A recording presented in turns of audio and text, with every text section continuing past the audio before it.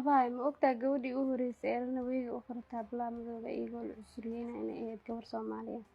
haa abaa waxay ahayd iimaan qoorteeda dheer iyo midabkeeda quruxda badan ay malaayiin dad ku soo jiidatay waxay caan ku ahayd socodka loo yaqaan catwalk. Waaw walaashay abdheed waayaa. walaashay u soo orod ma u maleysaa xilligii iskuulka lambar 1 ayaan ahaa intaan waxbarashada ka harin. Laakiin abaa anaga darteena ay waxbarashada uga hartay soo maaha. Mar walba aan wax baranay arrinkaas way xanuunjisaa. idinka wax barateen waa aniga wax bartay ogaada maalinta qalin jabintiina koofiyadiina aniga ayaa xaranaya. maanta sal koofiyada xiranaysaa waantayda. Waxba baqiirin ku soo gaar fanaanka. abaadina waa qoslaysaa miya qosolkan oo inay isku bedel doonaa markaa gabadhan af ku dhufto. Inay oosina idil kartida ka horeyso tixsi korkay ku fuulixtan buuin kartaa horta. kaale idinka ma weynaataan miya iga daa muranka labadiina koofi baana xaranaya. meeqa madaxa leedahay markaadi. sumayo abaa caano u doona abuu ogta shaxbigiisa inuu sacabeynine.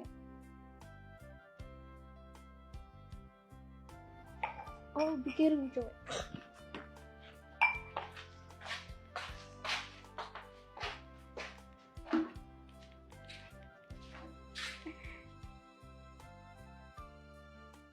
abaa arrinaa rabaa inaan kala hadlo. maxaa waay abuu? waxaa rabaa iskuul arday academy la inaan iska diiwaan geliyo oo kan sare iyo dhexe iyo hooseba leh. xaguu ku yaala abuu? Mareykan. adoo inta joogto ma rabto iskuul maree ku yaal inaa wax ka baratid. abaa adduunkaadu waa horumare adoo inta joogta aamadoo wax ka baran kartaa qaab online ah shahaadadana waa Mareykan. maasha allah abuu waa isla fiirinayna.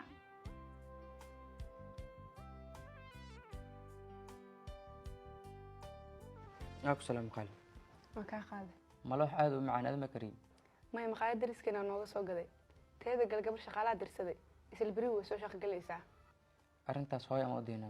Sagal baa ogeyd hawr dartiidana keentay. oo habarta ama wax khayr qabeen oo keentay.